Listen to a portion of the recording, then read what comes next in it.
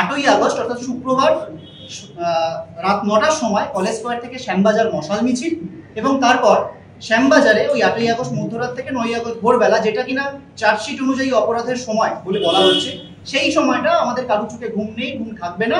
ফলত আমরা রাস্তায় থাকবো, প্রতিবাদী সমাবেশ করব, বক্তব্য রাখবো, সেখানে নানা রকম অভয়া রাত আমরা বলছি এই সময়টাকে, এবং সেই সময়টায় নানাজন বিভিন্নভাবে, সেটা সাংস্কৃতিকভাবে হতে পারে, সেটা স্ট্রিট পেন্টিং হতে পারে, সেটা বক্তব্য হতে পারে, সেটা সমাবেশ হতে পারে, নানাভাবে আমরা আমাদের এই প্রতিবাদের স্বরগুলোকে রাস্তায় রাখবো।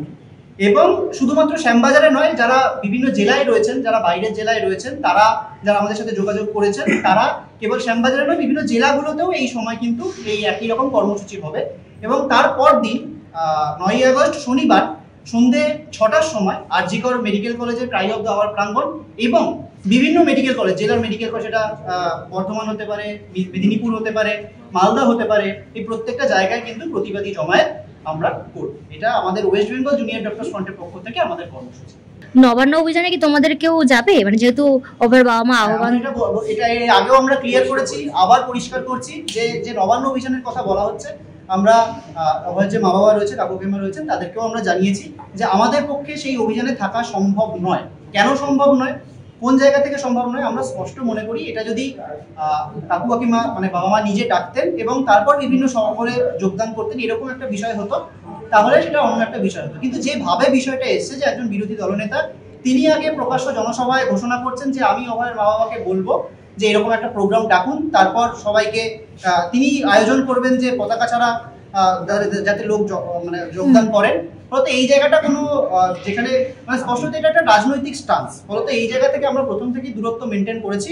এবং আরো একটা কথা, যে বিরোধী দলনেতা এই কথাটা বলছেন যে আমাদের মূল রাগ এক তো রাজ্য প্রশাসন, পুলিশ প্রশাসন, স্বাস্থ্য প্রশাসন রয়েছে, সিবিআই, যে বিরোধী দলনেতা এই কথা বলছে তার পাশে আমি কিভাবে হাঁটবো যেখানে সিবিআই এর ভূমিকা এতটা নক্কারজনক। ফলত এই জায়গা থেকে আমরা নবান্ন অভিযানে কিন্তু ছাড়তে পারবো। গত 3-4 দিন ধরে কিছু অদ্ভুত জিনিস আমরা লক্ষ্য করছি। আমরা দেখতে পাচ্ছি যে গত 3-4 দিন ধরে Kolkata medical college, RG Kar, national medical college সহ বিভিন্ন মেডিকেল কলেজের বিভিন্ন জুনিয়র ডাক্তার, ইন্টার্ন, এমনকি একদম পড়ুয়া, যারা এমবিবিএস পড়ুয়া ছাত্র ছাত্রী, তাদের বাড়িতে পুলিশের নোটিশ যাচ্ছে, রাতের বেলা রাত বিরেতে বাড়িতে পুলিশ যাচ্ছে এবং নোটিশ ধরানো হচ্ছে। এবং নোটিশ ধরানো হচ্ছে কিসের ভিত্তিতে আমরা এখনো অবধি যতটুকু জানতে পেরেছি সংখ্যাটা এখনো অবধি 6 আমাদের হিসাব মতো এখনো।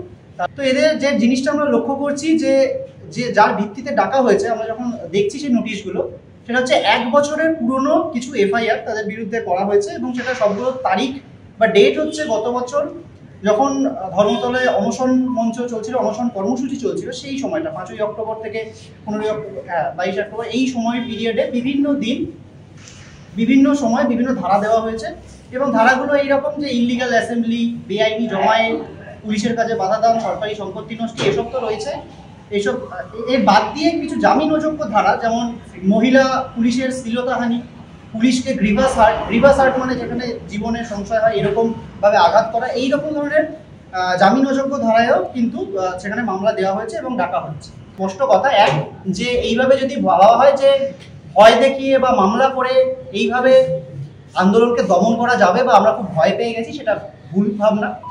আরো আমরা বেশিভাবে চাইবো যে এই যে কর্মসূচি, সেই কর্মসূচিতে সাধারণ মানুষ যারা এতদিন ধরে এই আন্দোলনের সামনে রয়েছেন তারা আরো বেশি করে এই কর্মসূচিতে যোগদান করুন এবং বুঝিয়ে দিন যে এইভাবে ভয় দেখিয়ে হামলা করে মামলা করে আমাদের দমন করা যাবে না, 1 নম্বর কথা। দ্বিতীয় কথা, আমরা চাইবো যে কলকাতা পুলিশ, মানে পুলিশের দায়িত্ব যে একটা খুন ধর্ষণের মতো ঘটনা, সেখানে তথ্য প্রমাণ লোপাট, তার বিরুদ্ধে তারা কোনো কাজ করতে পারছে না, তার বিরুদ্ধে পুলিশের এগেইনস্টে নানা জায়গায় নানা কিছু হচ্ছে, সেইখানে তাদের কোনো সক্রিয়তা দেখা যাচ্ছে না। দেখা যাচ্ছে কি 1 বছর পুরনো কিছু কেস এবং তার কোনো ভিত্তি নেই। কেননা আপনারা সবাই জানেন যা হয়েছে আমাদের আন্দোলনে আজ অব্দি, যা যা কর্মসূচি হয়েছে, যা হয়েছে সব হয়েছে ক্যামেরার সামনে, আপনাদের সবার চোখের সামনে যা যা হয়েছে, এমন কোনো বদ্ধ করে হয়নি।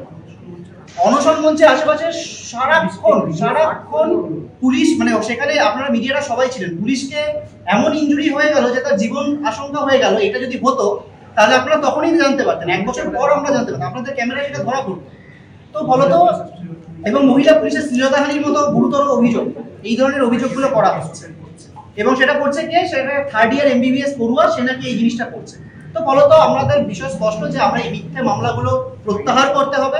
আমরা আইনি লড়াই তো অবশ্যই লড়বো, আমরা আইনজীবীদের পরামর্শ নিচ্ছি এবং আমরা বলে রাখছি যে এই প্রত্যেকটা লোক, যারা সে ডাক্তার হোক, জুনিয়র ডাক্তার হোক, সিনিয়র ডাক্তার হোক, মেডিকেল পড়ুয়া হোক, এমনকি সে ভ্যান চালক, ম্যাটাডোর চালক, যেই হোক, তাদের সম্পূর্ণ রকম আইনি সহায়তা আমরা অর্থাৎ West Bengal junior doctors front দেব। সব রকম ভাবে আমরা সেই পাশে থাকবো এবং একসাথে যে কোনো সাধারণ মানুষের পাশে আমরা থাকবো। এবং আমরা চাইবো ঠিক যেমন এই আন্দোলনের প্রথম দিন থেকে সাধারণ মানুষেরা পাশে রয়েছেন, এই যে অন্যায়টা হচ্ছে এর বিরুদ্ধে সাধারণ মানুষ একইভাবে গর্জে উঠবেন। এবং গর্জে উঠবেন কিভাবে সেটা প্রকাশ করবেন। আমরা চাইছি যে 8 তারিখ এবং 9 তারিখে আমাদের যে কর্মসূচি, তাতে বিপুল পরিমাণে মানুষ যোগদান করুন এবং যোগদান করে এই যে বিরুদ্ধতার ভাষা সেটাকে আরো জোরদার করুন। এবং শুধু এই কেসগুলোই না, আপনারা জানেন যে 8-9 তারিখে যে পোস্টার ব্যানার মারা হচ্ছে সেগুলোর যে কোনো সময় হচ্ছে ছেড়ে দেওয়া হচ্ছে। কালকে ডরিনা ক্রসিং এ আপনারা জানেন রাতের বেলা স্ট্রিট পেন্টিং এর কথা বলা হয়েছিল, 3 দিন ধরে পুলিশের কাছে মেল করে পারমিশন নিয়ে করা হচ্ছিল, সেটাও করতে দেওয়া হয়নি। এরকম নানাভাবে কিন্তু চেষ্টা চলছে। এর অর্থ খুব স্পষ্ট। আমরা কলকাতা পুলিশকে ধন্যবাদ জানাবো একটা কথা বলে, যে তারা প্রমাণ করছেন যে আমরা বা আমাদের আন্দোলন এখনো যে তাদের গলার কাঁটা বা আমাদেরকে যে সরকার ভয় পাচ্ছে সেটা প্রমাণ করিয়ে দেওয়ার জন্য ধন্যবাদ প্রাপ্য এটার জন্য কলকাতা পুলিশকে। এটুকুই বলবো। এবং আমরা চাইবো সমস্ত সাধারণ মানুষ, জুনিয়র ডাক্তার, সিনিয়র ডাক্তার, স্বাস্থ্যকর্মী প্রত্যেকে এই কর্মসূচিতে পা মেলান এবং অভয়ার ন্যায় বিচারের দাবিতে আমরা কি বলেছি, আমরা কেন রাস্তায় নামছি, আমরা একটা প্রশ্নকেও, একটা কথাকেও ভুলতে দেব না। আমরা নিজেরা ভুলবো না এবং ভুলতে দেব না। এবং এই যে সরকার পক্ষ বলুন, পুলিশ প্রশাসন বলুন, তারা যে অ্যাক্টিভিটিগুলো করছেন, এর ফলে মনে হচ্ছে তারা যেন সেই